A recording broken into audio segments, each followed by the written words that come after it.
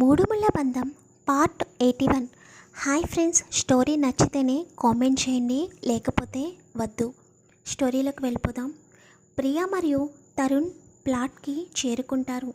ఇద్దరు లోపలికి వచ్చిన తర్వాత తరుణ్కి వైష్ణవి అలా బెడ్ మీద ఉండడం తన మనసుకి కష్టంగా అనిపిస్తుంది. తనని చూడగానే సొంత చెల్లెలా అనుకున్నాడు. కానీ ఇప్పుడు వైష్ణవిని అటువంటి స్థితిలో చూసి ఏం చేయాలో అర్థం కాక సోఫాలో కూర్చుని వెనక్కి వాలి కళ్ళు మూసుకుని ఆలోచిస్తూ ఉన్నాడు. ప్రియ లోపలికి వచ్చి కిచెన్లోకి వెళ్తూ తరుణ్ వైపు చూస్తుంది. తరుణ్ ఎందుకు బాధపడుతున్నాడో అర్థమై తనని ఆ బాధ నుండి ముందు బయటకు తీసుకురావాలని, ఏంటి సార్ మీరు వచ్చి ఇలా సోఫాలో సెటిల్ అయితే నాకు అక్కడ కిచెన్లో ఎవరు హెల్ప్ చేస్తారు అని అడుగుతుంది. దానికి బాధపడుతున్న వాడల్లా కళ్ళు తెరిచి, వాట్, నేను నీకు హెల్ప్ చేయాలా? నువ్వేమన్నా ఆఫీస్లో వర్క్లో హెల్ప్ చేయమని అడుగుతున్నావా ఏంటి? నన్ను కిచెన్లో నేనెలా హెల్ప్ చేస్తాను అని సీరియస్గా అంటాడు. అయ్యో రామా, అలా అంటారేంటి? అసలే నాకు చాలా ఆకలిగా ఉంది. నేను ఒక్కదాన్ని వంట చేశానంటే చాలా టైం పట్టేస్తుంది. పోనీ ఒక పని చేయండి, జస్ట్ మీరు వచ్చి కిచెన్లో ఉండి నాతో మాట్లాడుతూ ఉండండి. అలా ఎవరైనా నాతో మాట్లాడుతూ ఉంటే నాకు పని అనేది సరిగ్గా తెలియదు, చకచక వంట చేసేస్తాను అని నవ్వుతూ చెబుతుంది. ఇప్పటి వరకు అంతలా బాధపడిన అమ్మాయి ఇప్పుడెందుకు నవ్వుతుందో ముందు తరుణ్కి అర్థం కాదు. కానీ తరుణ్ ఆలోచిస్తూ ఉంటే తను బాధపడడం వలన ప్రియ డైవర్ట్ చేయాలని అనుకుందని అర్థమై చిన్నగా స్మైల్ ఇచ్చి సరే పద అని చెప్పి ఇద్దరూ కలిసి కిచెన్లోకి వెళతారు. తరుణ్ తన గురించి చెబుతూ ఉంటే ప్రియ వంట చేస్తూ ఉంటుంది. అలా కొంత సమయం తర్వాత వంట కంప్లీట్ అవ్వగానే ముగ్గురికి క్యారేజ్ కట్టేసి హాస్పిటల్కి స్టార్ట్ అవుతారు. విక్రమ్ రిషి గురించి పూర్తి డీటెయిల్స్ తెలుసుకోమన్నాడని స్టీఫెన్ ఆ పని మీద చాలా బిజీగా ఉంటాడు. దానివలన రిషిని ఫాలో అవ్వడం ఆపేస్తాడు. రిత్విక్ పడుకున్నవాడల్లా నిద్దట్లో ఉలిక్కిపడి లెగుస్తాడు. ఎందుకో వైష్ణవికి బాగోలేదు అని మనసు కనిపిస్తుంటే ఎందుకు నాకు ఇలా అనిపిస్తుంది? వైష్ణుతో మాట్లాడి చాలా డేస్ అయిపోయింది. ప్రాజెక్ట్ కూడా ఇంకొక 2 డేస్లో కంప్లీట్ అయిపోతుంది. నేను డాడీతో మాట్లాడి వెంటనే ఇండియా వెళ్ళాలి. వైషుని ఎప్పుడెప్పుడు చూద్దామా అని 1000 కళ్ళతో ఎదురు చూస్తున్నాను. కానీ ఎందుకు నాకు ఇంత బాధగా ఉంది? తనక్కడ సేఫ్గానే ఉంది కదా, ఒకసారి కాల్ చేస్తే బాగుంటుంది అని అనుకుంటూ వైష్ణవికి ఫోన్ చేస్తాడు. విక్రమ్ వైష్ణవి చేతిని అలాగే పట్టుకుని వైష్ణవితో మాట్లాడుతూ ఉంటాడు. ఇంతలో వైష్ణవి ఫోన్ రింగ్ అవుతుంది. స్క్రీన్పై వేరే కంట్రీ నుండి ఫోన్ వస్తుండడం కనిపించేసరికి చికాకులో ఉన్న విక్రమ్కి ఫోన్ ఎవరి దగ్గర నుండి వస్తుందో అర్థం కాక ఫోన్ లిఫ్ట్ చేస్తాడు.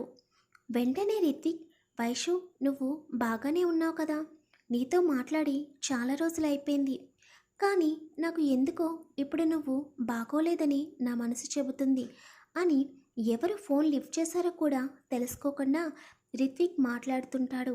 ఎప్పుడైతే విక్రమ్ రిత్విక్ వాయిస్ విన్నాడో తను మౌనంగా ఉండిపోతాడు.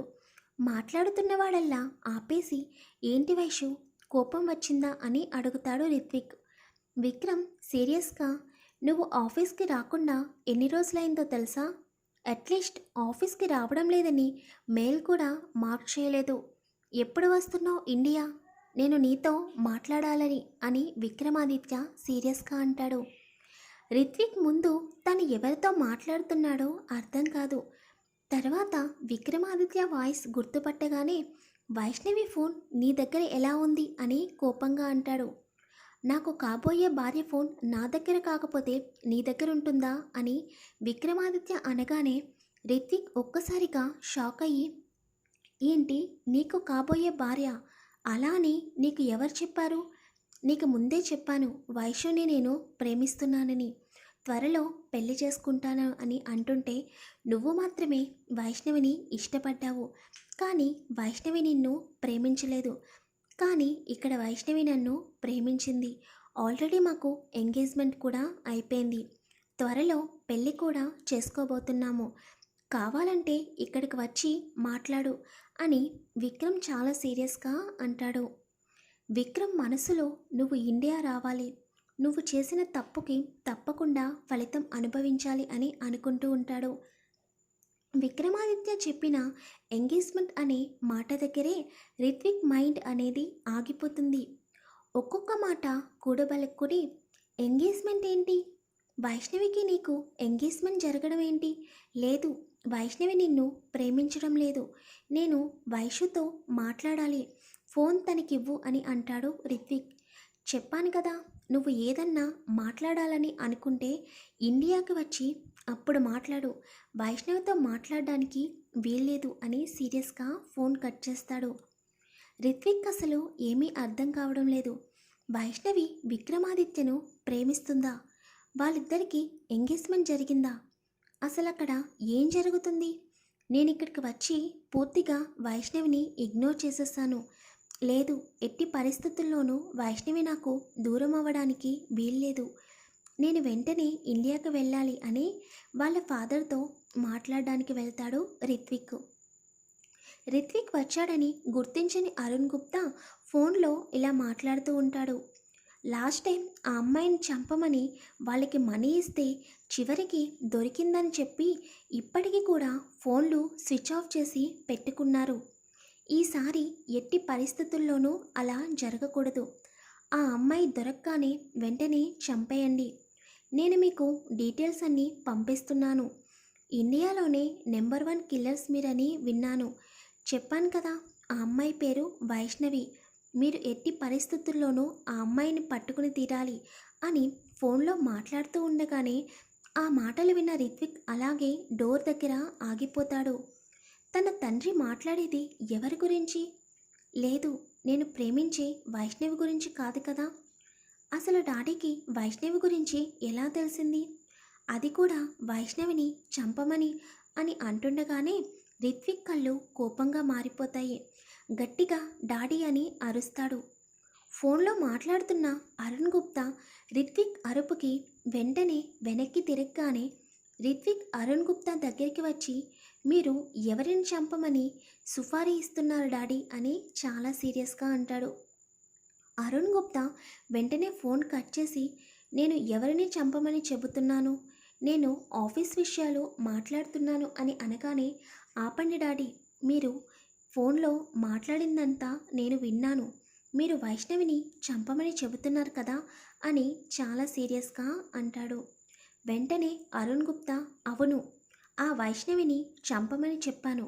ఆల్రెడీ ఒకసారి తప్పించుకుంది, ఈసారి ఎట్టి పరిస్థితుల్లోనూ తప్పించుకోలేదు అని అనగానే రిత్విక్ కోపంగా తన తండ్రిపైకి చెయ్యెత్తి మళ్ళీ వెంటనే దించేసి, అసలు కన్న కొడుకు మనసును అర్థం చేసుకోలేని మీరు ఒక తండ్రేనా అని అసహ్యంగా అంటాడు. లేకపోతే ఎవరో ఒక అనాథని తీసుకొచ్చి కొన్ని కోట్లకు మహారాణిని చేయాలని అనుకుంటున్నావా అని అరుణ్ గుప్తా గంభీరంగా అంటాడు. హాయ్ ఫ్రెండ్స్, వీడియో నచ్చితే కామెంట్ చేయండి, లైక్ చేయండి, షేర్ చేయండి, ఛానల్ని సబ్స్క్రైబ్ చేసుకోండి. Thank you.